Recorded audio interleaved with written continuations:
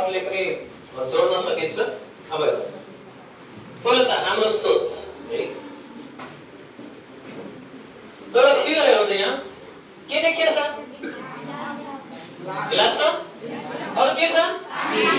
हामी के भन्छ यो दृश्यले हेर्दाखेरि हामी के भन्छौँ त? आधा गिलास आधा गिलास खाली छ, आधा गिलास पानी छ। हेरौँ अब्जेक्ट एउटा हो, हाम्रो सोचमा डिपेन्ड गर्छ हामी यसले कसरी बुझिरहेको छ त है। यो दुईटै दिएको छ, आधा गिलास खाली भन्नु आधा गिलास पानी भन्नु, अब्जेक्ट एउटै हो तर हाम्रो त्यो माइन्डले त्यसले कसरी लिँदो रहेछ। यहाँ हेरौँ अब हेरौँ भन्छ है। यहाँ हेरौँ हामीले दिएको जवाबको हामी कसरी पोजिटिभ नेगेटिभ आएको छ है।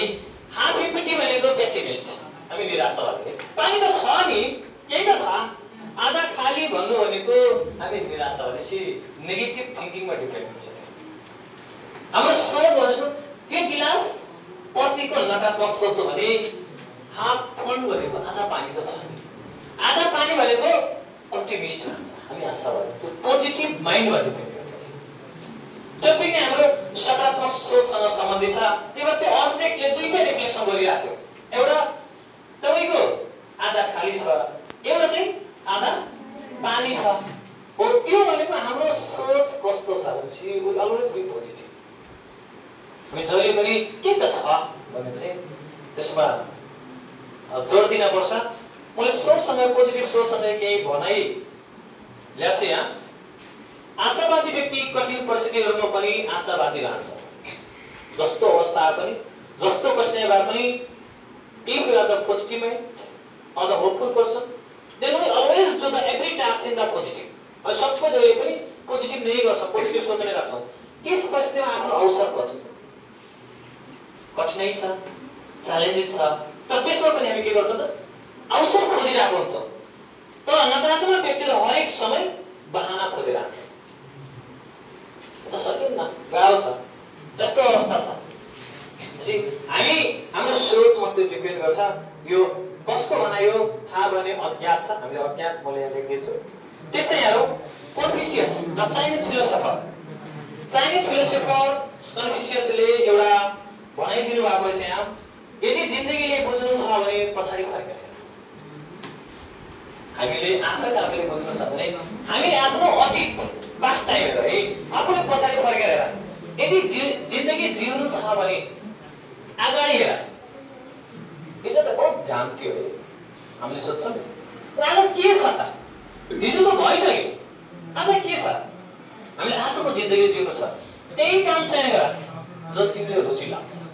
हामीले त्यही काम चुज गर्नुपर्छ जसमा हाम्रो रुचि छ। पुरै जिन्दगीभर एक दिन पनि काम गरेको अनुभूति हुने छैन। हामी पोजिटिभ तरिकाले गयो भने, हाम्रो सोच त्यो तरिकाले गयो भने, हामी जुन काम सोच गरेको छ त्यो काम यदि गऱ्यो भने कहिले पनि हामी यो काम अझ थके। जहिले पनि हाम्रो सोच त कस्तो छ भने आफ्नो प्रोफेसन भन्दा पनि अरूको प्रोफेसन हामीले बढी एट्र्याक्टिभ हुन्छ कि अरूको प्रोफेसन एकदमै एट्र्याक्टिभ हुन्छ। ओ कस्तो जिन्दगी छ, कस्तो राम्रो छ भन्ने गर्छ नि। शिक्षा त बहुत मौज छ नि भन्छ। 365 दिनमा 240-45 दिन त स्कुल जाने।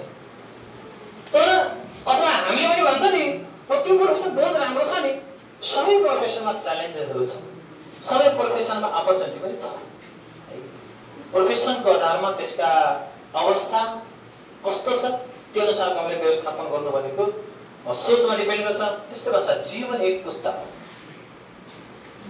तपाईले यसको पृष्ठ पल्टाउने अधिकार राख्नुहुन्छ। अज्ञात यो पनि कसको भनाइ मलाई थाहा भएन। जीवन एक पुस्तक, हामी हाम्रो कभर पेज र लास्ट पेज अलरेडी लेख्यो भने त्यसका बीचका पानाहरू हामी आफै लेख्छौँ। कस्तो लेख्ने भने त्यसमा हाम्रो पोजिटिभ सोचहरुका भएर एउटा मैले भिडियो राखेको छु। यो मैले आफै बनाएको भिडियो हो, तपाईं चाहिँ हेर्न सक्नुहुन्छ। त्यसको जहाँ इच्छा त्यहाँ उपाय छ। के बुझ्नु